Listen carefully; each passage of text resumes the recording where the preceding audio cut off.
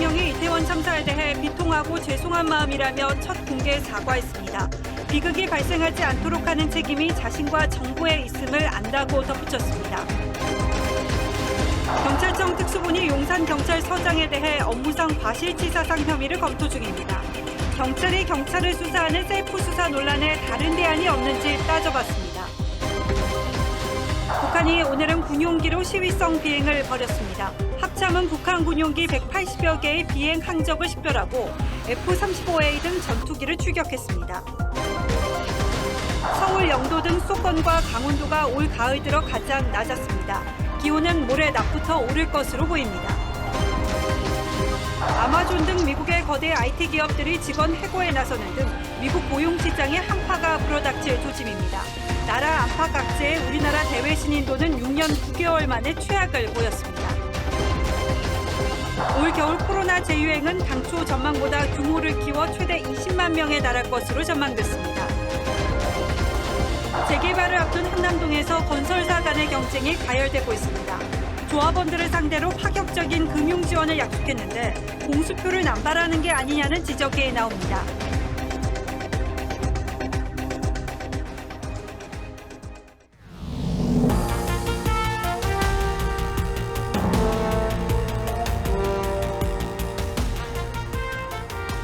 시청자 여러분 안녕하십니까? 뉴스9의 신동욱입니다. 이태원 참사가 내일이면 일주일이 되고 정부가 정한 국가애도기간도 끝나게 됩니다.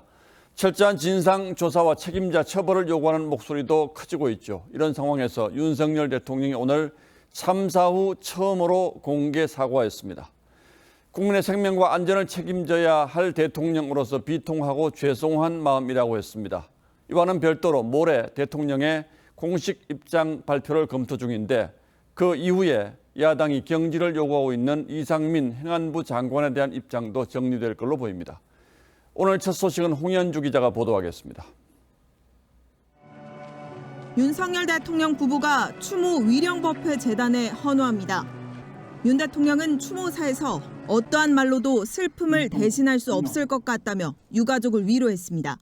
사랑하는 아들, 딸을 잃은 부모님과 그 가족들이 마주하는 가늠할 수 없는 슬픔 앞에 가슴이 먹먹하기만 합니다.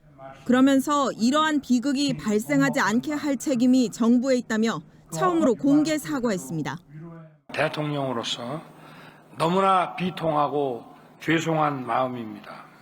윤 대통령은 사흘 전에도 희생자 빈소를 찾아 대통령으로서 죄송하다고 유족에게 사과했습니다. 이틀 동안 윤 대통령의 아침 조문에 동행했던 이 장관은 오늘은 조문 대신 중대본 회의에 참석했습니다. 국민의 안전을 책임지는 행정안전부 장관으로서 무거운 책임감을 느끼며 야당에선 파면과 경질 요구가 이어지고 있습니다.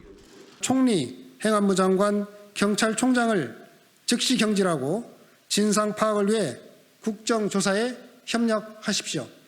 대통령실은 국면 전환용 경질론에 거리를 두면서 책임 있는 사고 수습과 진상조사 이후 인사조치를 하겠다는 입장입니다. TV조선 홍현주입니다. 법적인 책임 소재를 가리는 문제는 참사 당일 경찰 수뇌부의 지휘 공백에 초점이 맞춰지고 있습니다. 특히 현장 상황 책임자이면서도 당일 행적에 논란을 빚은 이임재 전 용산경찰서장에 대해서는 업무상 과실치사상 혐의를 적용하는 방안을 검토 중인 걸로 알려졌습니다. 한지연 기자가 취재했습니다.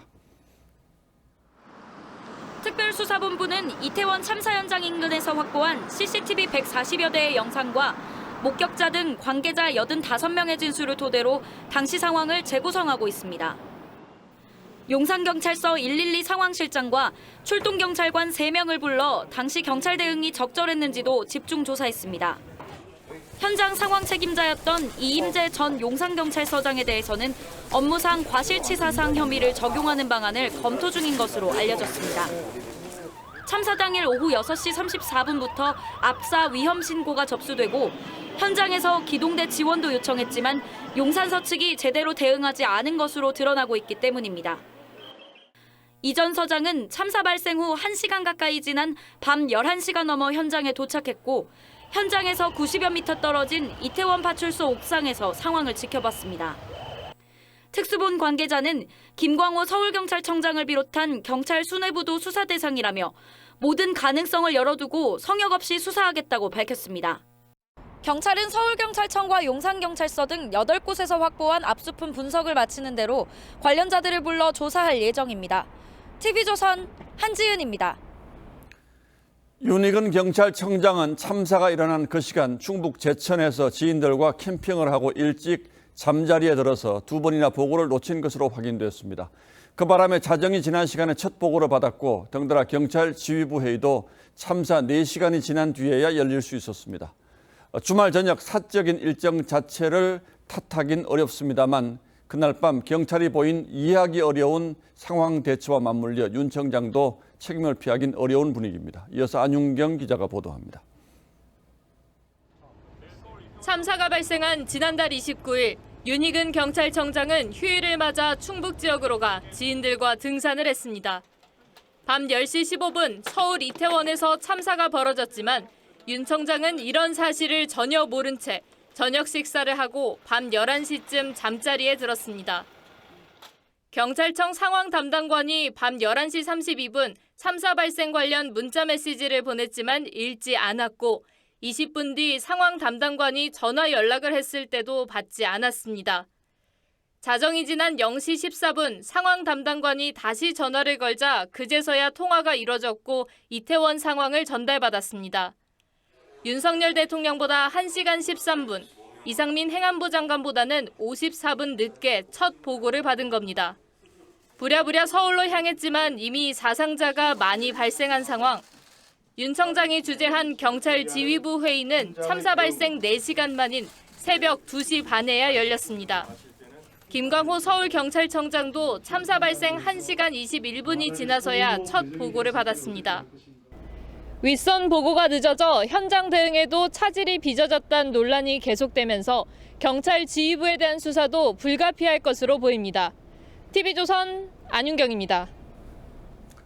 어제 이 시간에 저희는 이임재 전 용산경찰서장이 밤 11시가 넘어서 현장에 도착했다는 사실을 단독으로 보도했습니다. 그동안 경찰 보고서에는 참사 5분 후에 도착한 것으로 되어 있었죠. 저희 보도가 나가자마자 경찰은 즉각 보도가 잘못됐다는 반박 입장까지 냈는데 결국 이 역시 거짓으로 밝혀졌습니다. 이것만 보더라도 경찰의 이번 수사를 맡겨도 되는지 의문이 들 수밖에 없습니다. 한송원 기자가 취재했습니다. 이태원 참사 관련 경찰 상황 보고서입니다. 조치 사항 항목을 보니 이임재 전 용산경찰서장이 참사 발생 5분 뒤인 밤 10시 20분쯤 현장에 와 차량 통제와 안전사고 예방을 지시했다고 돼 있습니다. 하지만 TV조선 보도로 이 전 서장이 이태원 현장에 도착한 실제 시각이 밤 11시가 넘은 것으로 드러났습니다. 이 전 서장은 또 저녁 식사를 마치고 삼각 지역에서 이태원 현장으로 이동하는 90분간 아무런 유선지휘도 하지 않은 것으로 파악됐습니다. 법조계에서는 이태원 참사당의 경찰 상황 보고서가 허위일 가능성이 크다고 보고 있습니다. 보고받은 시점이 매우 중요한 사안에 해당하기 때문에 그 시간을 허위로 작성한 행위는 허위공문서 작성죄에 해당하며 경찰은 TV조선 보도 이후 구체적 시간대가 다르다며 보도 내용을 부인했다가 오늘에서야 밤 11시 5분에 도착했다고 입장을 바꿨습니다. 이를 두고 제 식구 감싸기 비판이 제기됐습니다. TV조선 한송원입니다.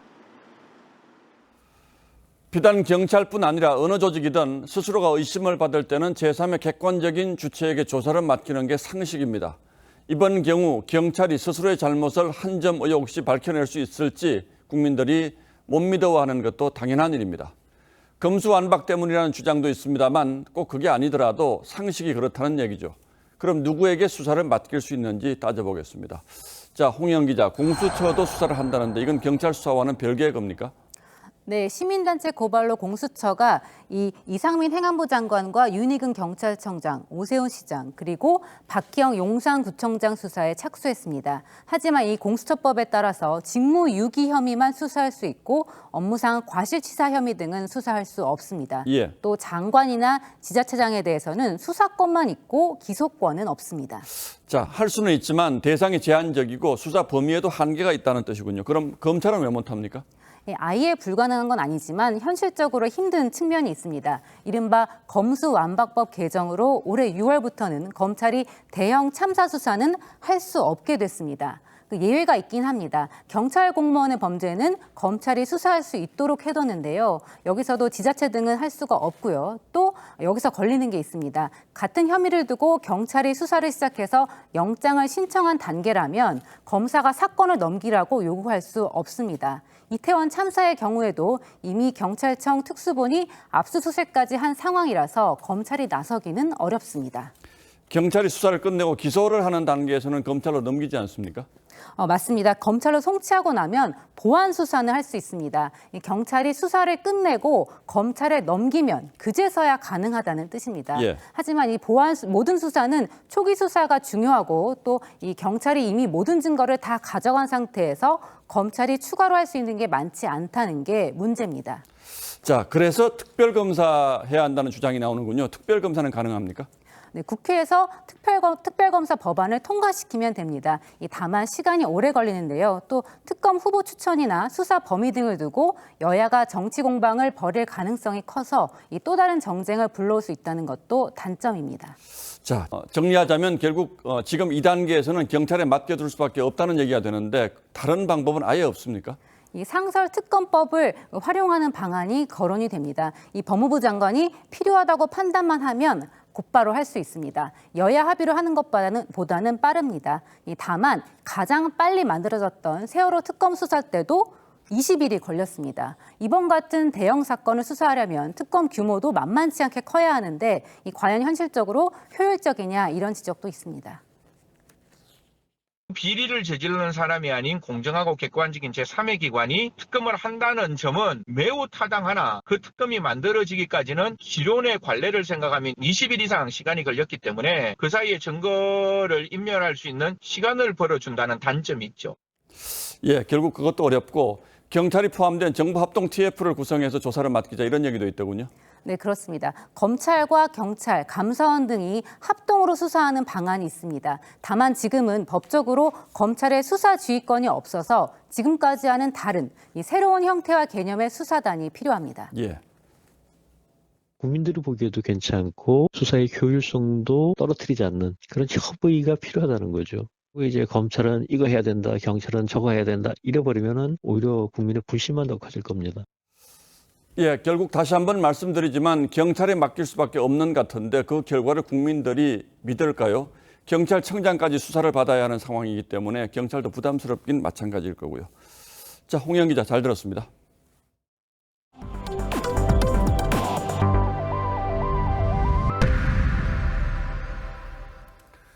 갑자기 찾아온 추위 속에서도 이태원 참사 현장엔 오늘도 추모 행렬이 이어졌습니다. 주변 상인들도 사실상 장사를 접고 찾아오는 추모객들에게 휴식 공간을 내어주고 국화를 나눠주고 있습니다. 현장으로 가보겠습니다.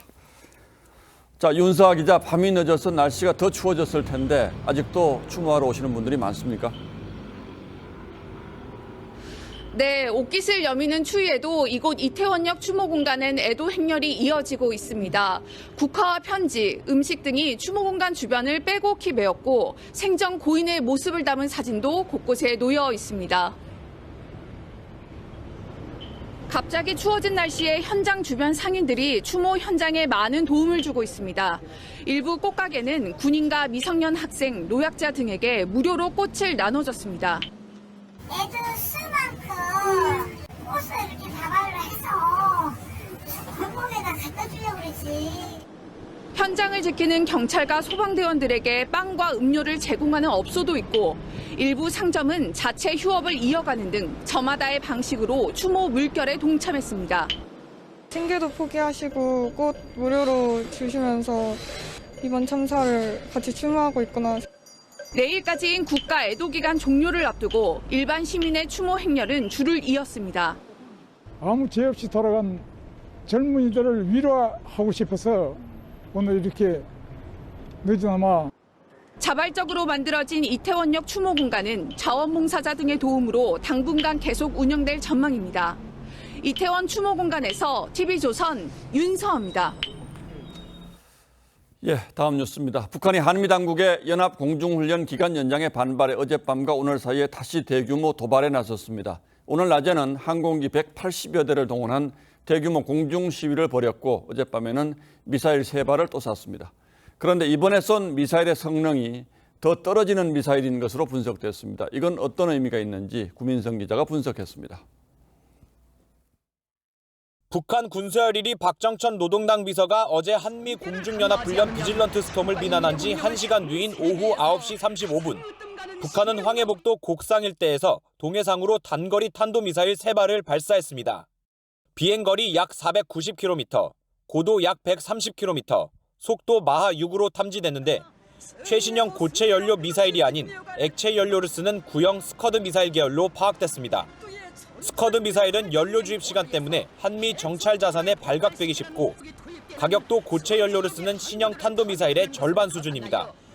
박정천 비서가 한미가 엄청난 실수를 저질렀다는 것을 알게 될 것이라고 엄포를 놓았지만 이전보다 등급이 낮은 미사일을 쏜 겁니다. 우리도 비용이 들지만 북한도 엄청나게 고비용을 쓰는 거거든요. 북한 입장에서 이게 굉장히 괴로운 일 중에 하나. 북한은 이어 밤 11시 28분 강원 금강군 일대에서 동해상으로 방사포 80여 발을 발사했습니다. 이번에도 9.19 군사합의 위반인 해상 완충구역에 떨어졌습니다. 또 오늘 오전 11시부터 4시간 동안 북한 군용기 180여 대를 띄워 한미 연합훈련에 맞대응하는 무력 시위도 벌였습니다. 우리 군의 전투기가 출격 대응하는 전술 조치선을 넘진 않았지만 합참은 F-35A를 비롯한 전투기 80여 대를 대응 출격시켰습니다. TV조선 구민성입니다. 예, 상황이 이렇게 엄중합니다. 한미 국방장관은 미국 워싱턴에서 만나서 철저한 대응 태세를 갖추기로 다시 한번 확인했습니다. 공동성명도 나왔는데 김정은 정권이 핵을 사용할 경우에는 종말을 맞이한다는 내용을 처음으로 포함시켰습니다. 한미는 또 핵작전 공유를 강화하기로 합의했습니다. 핵작전을 공유한다는 건 어떤 뜻인지 윤동빈 기자가 자세히 설명하겠습니다. 로이드 오스틴 미 국방장관이 이종섭 국방장관에게 전략폭격기 B-1B 내부 무장창을 직접 설명합니다.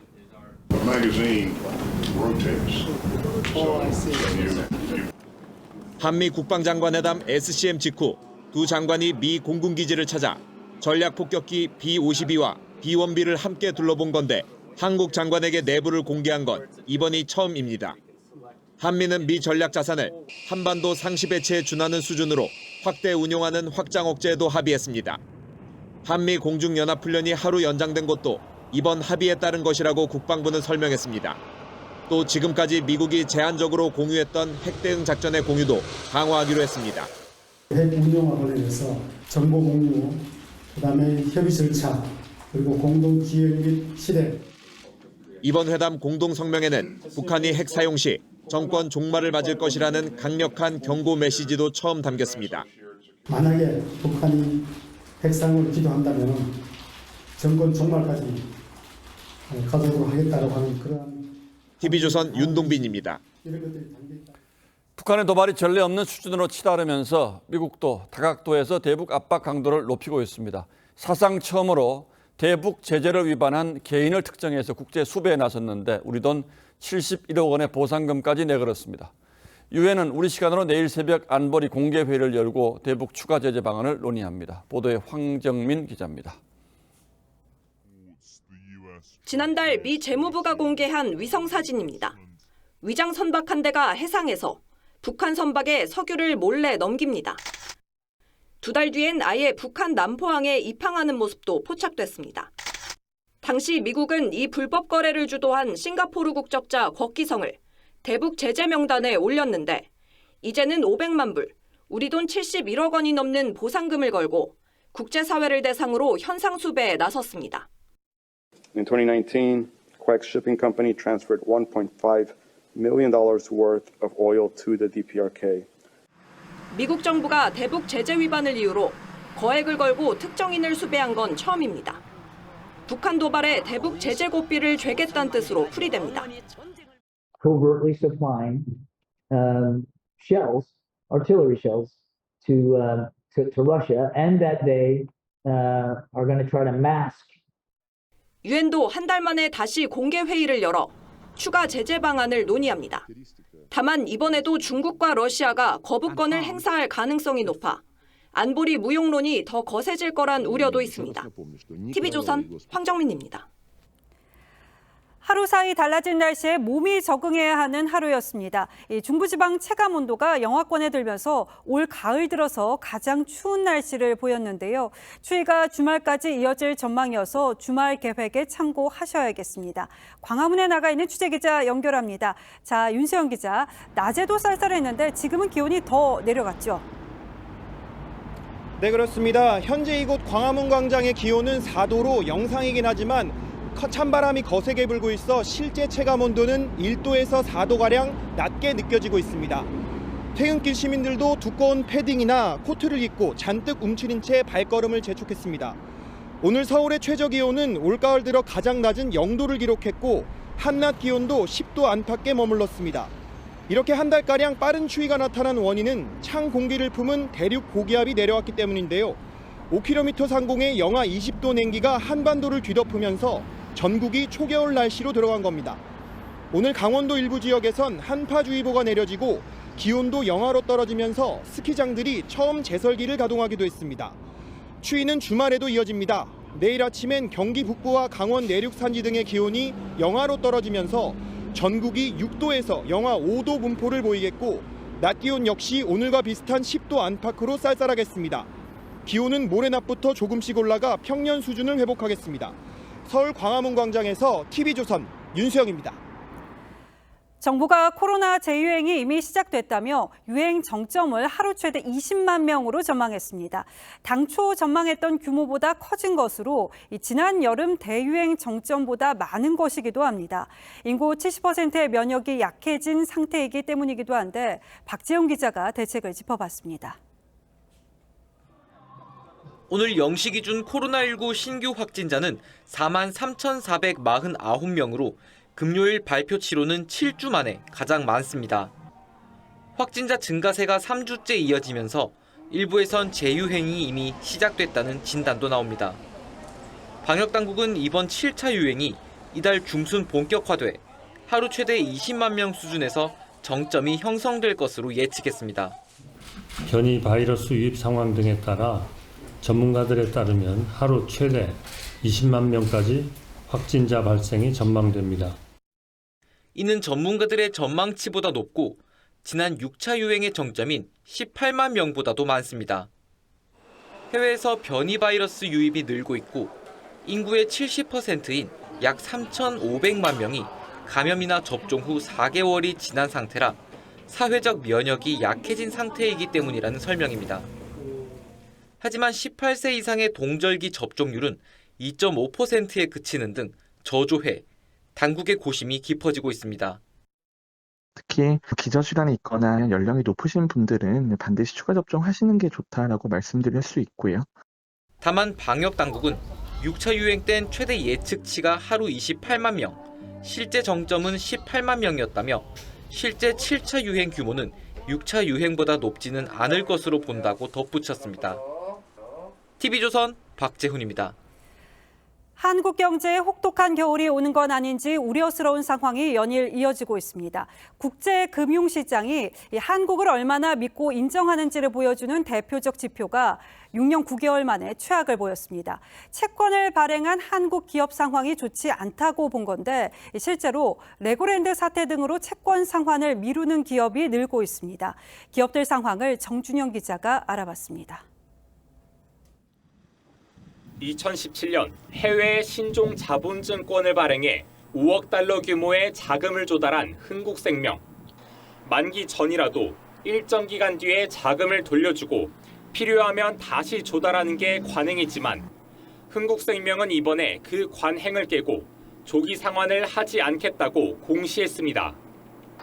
DB생명은 채권자들과 협의해 300억 원 규모의 채권 상환 시점을 아예 미뤘습니다. 지금 조기 상환하려면 연 12% 안팎의 고금리로 자금을 조달해야 하는데 시장에 돈이 돌지 않아 그마저도 어렵다 보니 아예 상환 일정을 미루는 기업들이 생기고 있습니다. 레고랜드 사태 이후 돈줄이 막히자 기업 평판 대신 실리를 선택한 겁니다. 이런 이례적인 선택에 시장에는 불안감이 퍼져갑니다. 한국 기업의 해외 채권 발행까지 어려워지고 자금 조달 비용이 늘어나면서 가뜩이나 얼어붙은 자금 시장이 더 경색될 수 있다는 겁니다. 실제로 한국 채권의 부도 가능성을 나타내는 지표가 6년 9개월 만에 가장 높은 것으로 나타났습니다. 시장에서 자금 공급 기능이 상대적으로 다른 국가들에 비해서 더 빨리 떨어지고 있는 게 큰 문제라고 봐야 되는 거죠. 여기에 무역 수지 적자가 7개월째 이어지고 우리 경제 버팀목인 수출이 2년 만에 감소세로 바뀌면서 한국 경제에 울리는 경보음은 점점 커져가고 있습니다. TV조선 정춘영입니다. 우리 기업만 휘청이는 게 아닙니다. 이 아마존 등 미국의 거대 IT 기업들이 대규모 구조조정 카드를 빼들었습니다. 채용 중단을 넘어서서 이 직원 해고에 나섰습니다. 비교적 견고하다는 평가를 받아온 미국 고용시장에도 경고음이 커진 건데 이 금융시장 움직임에 눈길이 쏠리고 있습니다. 송무빈 기자입니다. 미국 연준은 어제 4회 연속 자이언트 스텝을 단행한 배경으로 고용시장이 고금리 상황을 잘 버티고 있다는 점을 들었습니다. 기준금리를 올릴 때 큰 걱정은 실업률이 높아지는 부작용인데 미국의 고용지표가 아직 튼튼하다는 겁니다. 하지만 시장에서는 이미 곳곳에서 경보음이 울립니다. 일부 빅테크 기업들이 저조한 3분기 성적표를 받아들면서 채용을 멈추고 대규모 인력 감축에 나선 겁니다. There have been an increasing number of companies that have announced hiring freezes in addition to other cuts to try to bring expenses down. 세계 최대 규모의 전자상거래 업체 아마존은 현지 시간 3일 경제 전망 악화에 앞으로 고용을 중단한다고 밝혔습니다. 불안정한 국제 정세와 가파른 금리 인상 속에 4분기 실적 부진이 예상되기 때문입니다.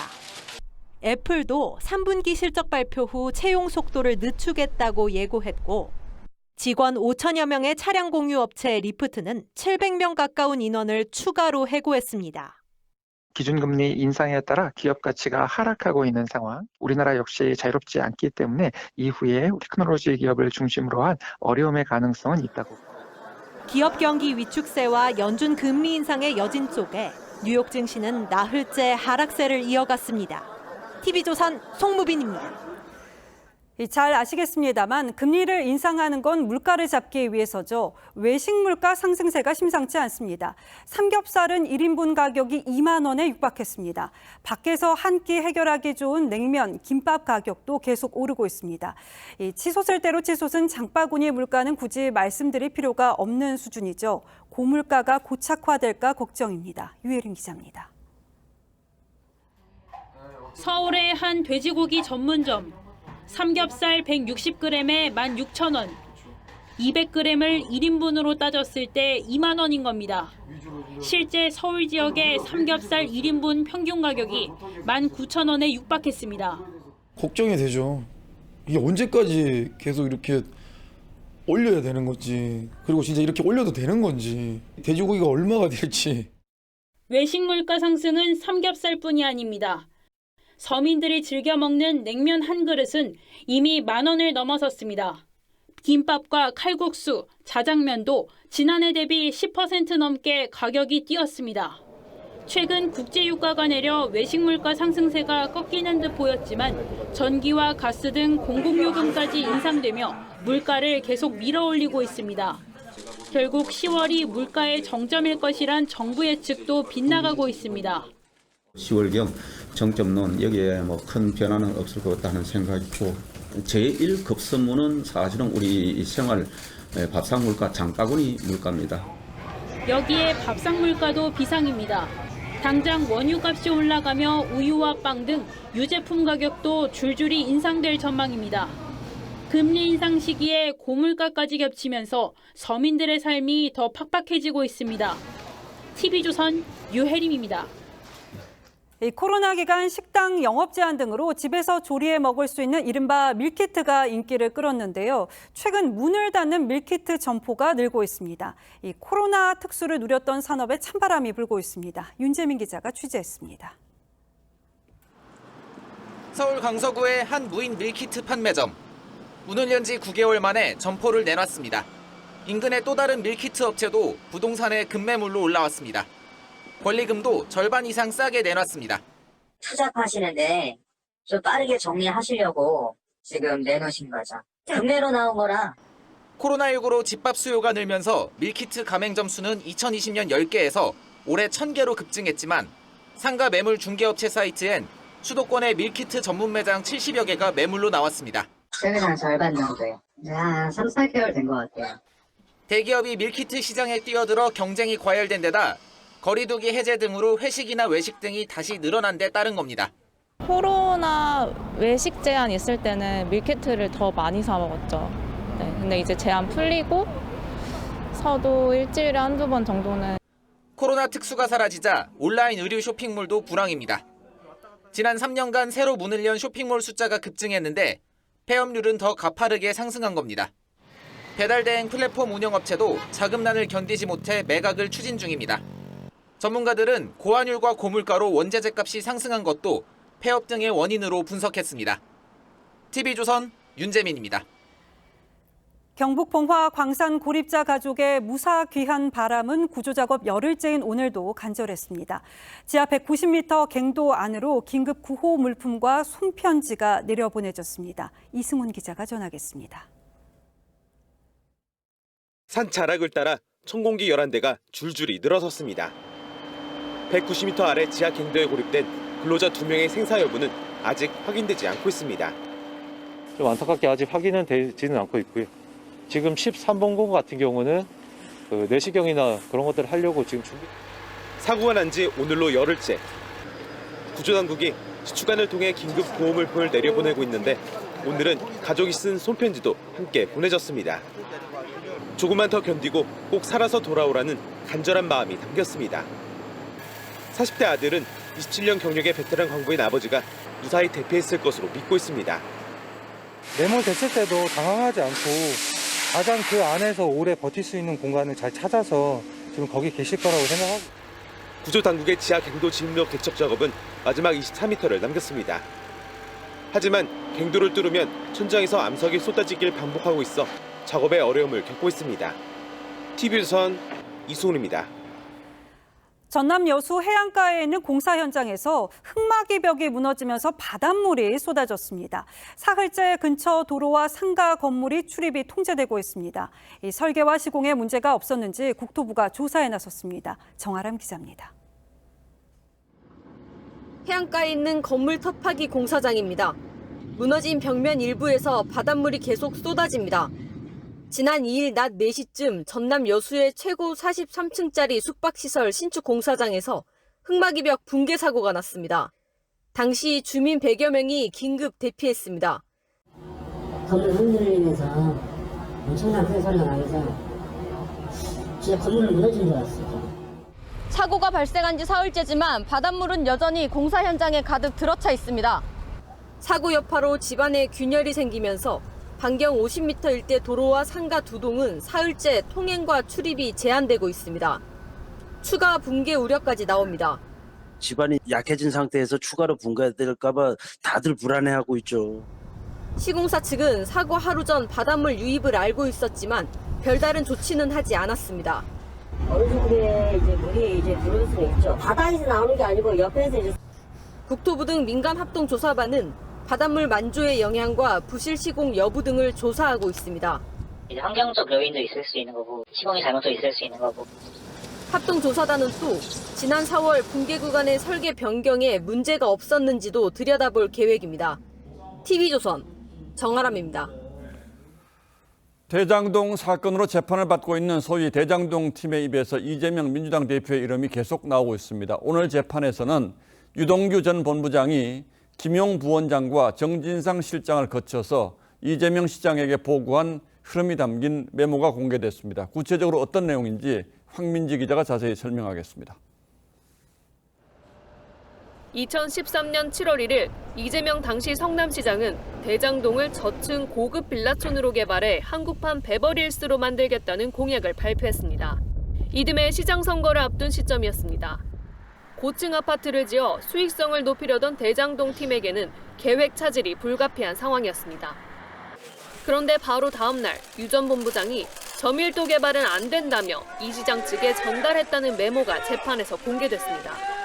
대장동 팀의 일원인 정영학 회계사가 당시 유 전 본부장과 나눈 통화 내용을 정리한 건데 메모에선 유동규에서 출발한 화살표가 캠프를 거쳐 리에게 연결됐습니다. 캠프에는 이 시장 최측근인 김용 민주연구원 부원장과 정진상 실장의 이름이 적혀 있었습니다.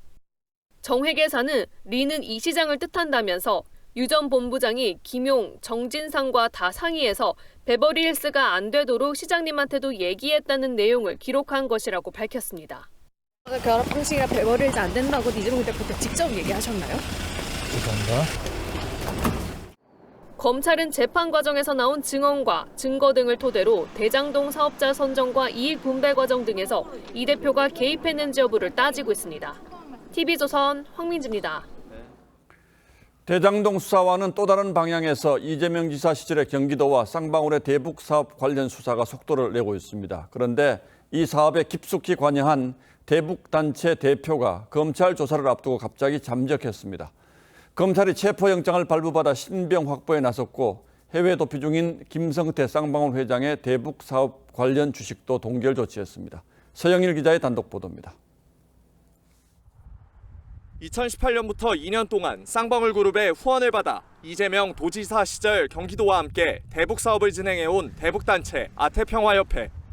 이 단체 대표 안모 씨는 쌍방울이 6개의 대북 사업권을 따내고 그 대가를 북한에 지불하는 것을 돕고 이른바 대북 코인도 발행해 유통했다는 의혹을 받습니다. 쌍방울이라는 그 회사가 사실 저한테 도움을 좀 많이 줬습니다. 물심양면을 좀. 검찰은 최근 안 씨에게 출석 통보를 했습니다. 쌍방울 김성태 전 회장이 대북 사업권 대가로 북한에 10억 원이 넘는 돈을 건네는 과정에 개입했는지 등을 확인하기 위해서였습니다. 하지만 안 씨는 검찰의 연락을 받지 않고 잠적했고 검찰은 법원에서 체포영장을 발부받아 신병 확보에 나섰습니다. 안 씨는 잠적 전 주변에 자신이 발행한 대북 코인이 문제가 될 수 있다며 걱정한 것으로 알려졌습니다. 코인 관련해서 이제 만나러 다니시는 것 같긴 했거든요. 그게 좀 제일 급해하셨던 것 같고. 검찰은 김 전 회장이 차명으로 보유한 245억 원 규모의 주식을 동결 조치했습니다. 김 전 회장의 횡령액을 확정하고 회수하려는 조치인데 김 전 회장의 해외 도피가 길어지면서 수사 차질은 불가피한 상황입니다. TV조선 서영일입니다. 국회에서는 내년 예산안 심사가 시작됐는데 여야 분위기가 험악해서 시작부터 난항입니다.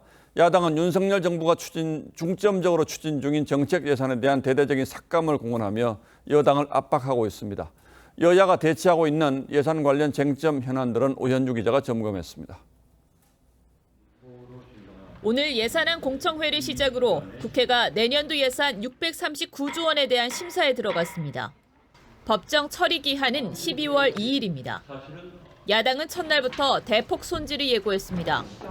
민생 및 안전 예산을 삭감하면서도 대통령실 등 권력기관 관련 예산은 늘리는 비상식적인 비정한 예산을 이른바 부자 감세를 막아 2조 원을 더 걷고 대통령실 이전 비용과 검찰, 경찰 등 권력기관 예산에서 5조 원을 삭감하는 대신 기초연금과 지역사랑 상품권에 투입하겠다는 겁니다.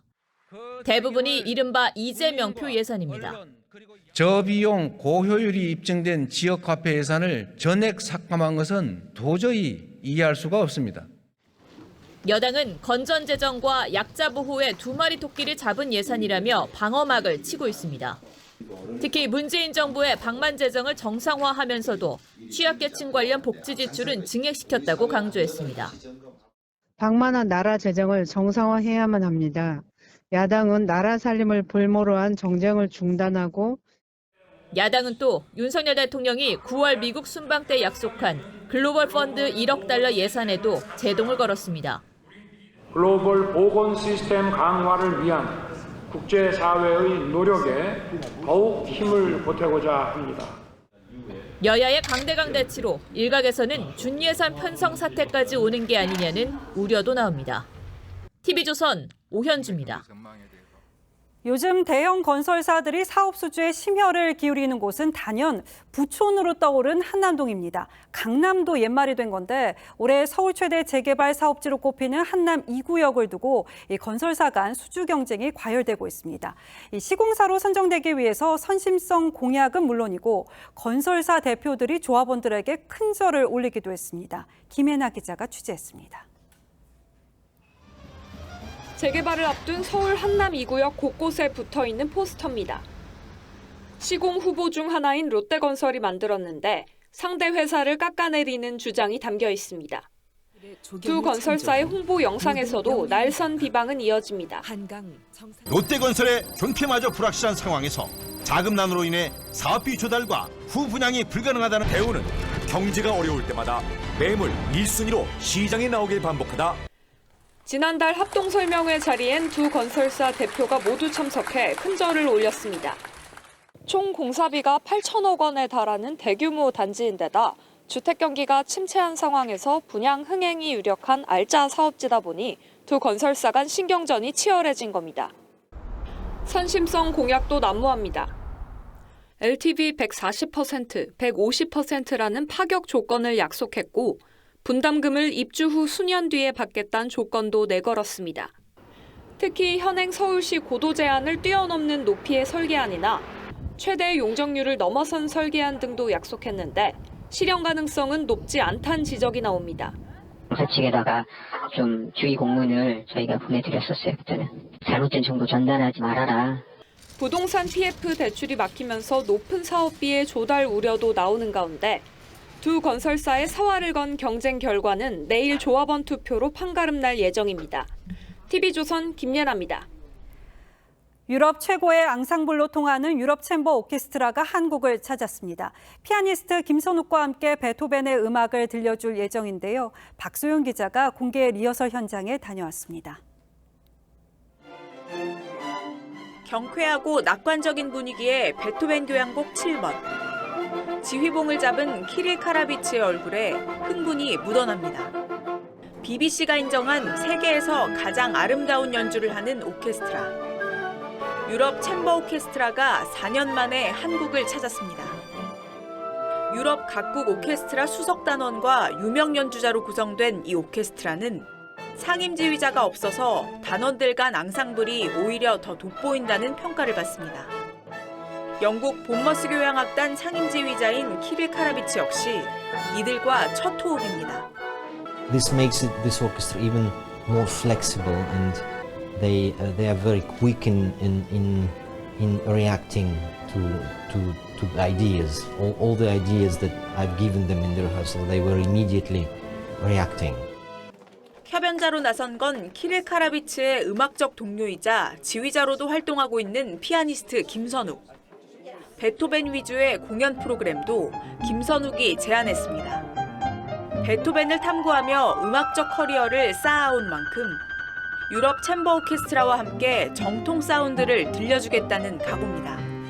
큰 편성이 아니라 작은 편성의 오케스트라랑 연주했을 때 훨씬 더 빛을 발하는 그런 작품이라고 믿어가지고 음악으로 연결된 두 젊은 거장이 클래식 팬들을 설레게 하고 있습니다. TV조선 박소영입니다. 프로야구 한국 시리즈에서 1승 1패씩을 가져간 키움과 SSG가 고척돔으로 무대를 옮겨서 접전을 펼치고 있는데요. 취재기자 연결합니다. 자, 이다순 기자, 양팀 모두 총력전을 펼치고 있죠. 네, 한국 시리즈 3차전에서 키움은 올 포스트 시즌 처음으로 4번 타자 자리에 푸이그를 배치했는데 이 효과는 만점이었습니다. 이 4회 초 수비에서 오태군의 큼지막한 타구를 담장 앞에서 점프 캐치하며 분위기를 끌어올렸던 푸이그는 곧이은 4회 말 공격대에도 기세를 이어갔습니다.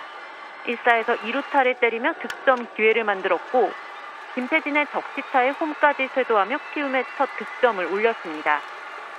키움이 선제 득점에 성공하긴 했지만 SSG 오원석과 키움 요키씨 이 두 선발 투수들의 역투는 대단했습니다. 요키씨는 5.2이닝 무실점, 오원석은 5.2이닝 1실점으로 자신들의 역할을 100% 소화했습니다.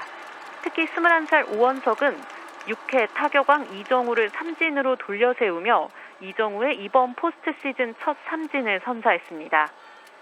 선제 실점했지만 추가점을 내주지 않은 SSG는 8회 반격에 성공했습니다. 2사 2루에서 5번 타자 라가레스가 체인지업을 놓치지 않았고 타구는 왼쪽 담장을 넘어갔습니다. 끌려가던 경기를 한 방에 뒤집는 짜릿한 역전 트럼프였습니다. 현재 경기는 9회가 진행 중으로 SSG가 2대1로 앞서고 있습니다. 지금까지 스포츠부에서 전해드렸습니다.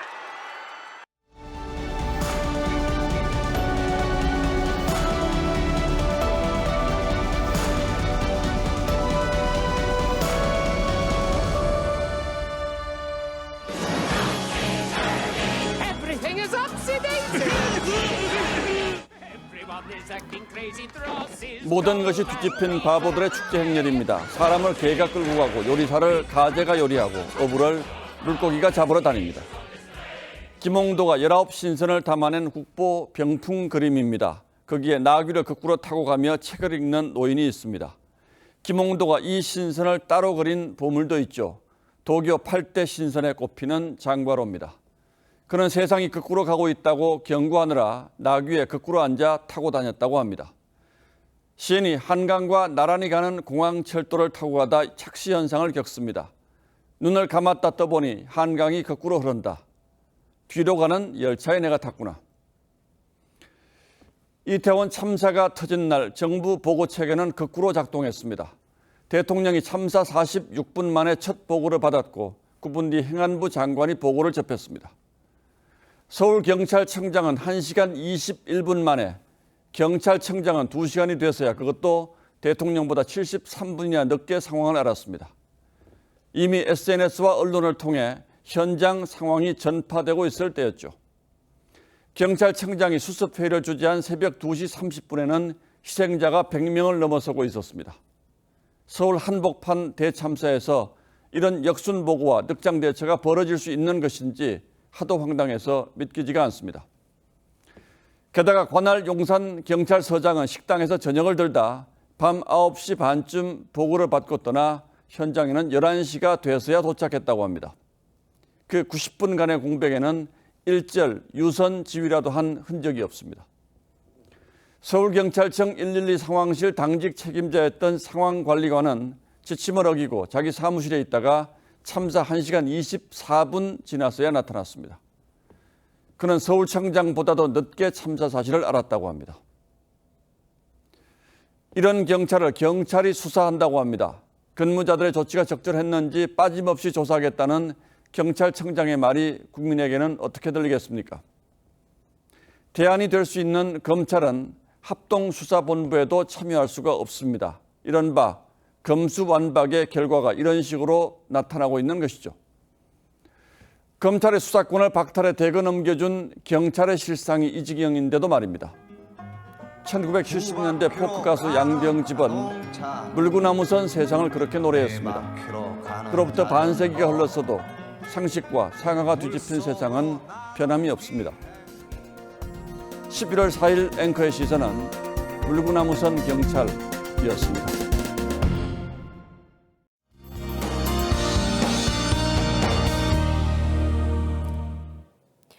오늘 많이 추우셨죠? 올가을 들어 가장 추운 날씨였는데요. 내일은 더 많은 지역이 영하권으로 떨어지겠습니다. 따뜻하게 입으셔야겠는데요. 내일 춘천은 영하 3도를 기록하겠고요. 대전 영하 1도, 안동은 영하 2도까지 떨어지겠습니다. 기온은 일요일부터 조금씩 오르겠습니다. 주말 동안 맑은 가운데 매우 건조하겠습니다.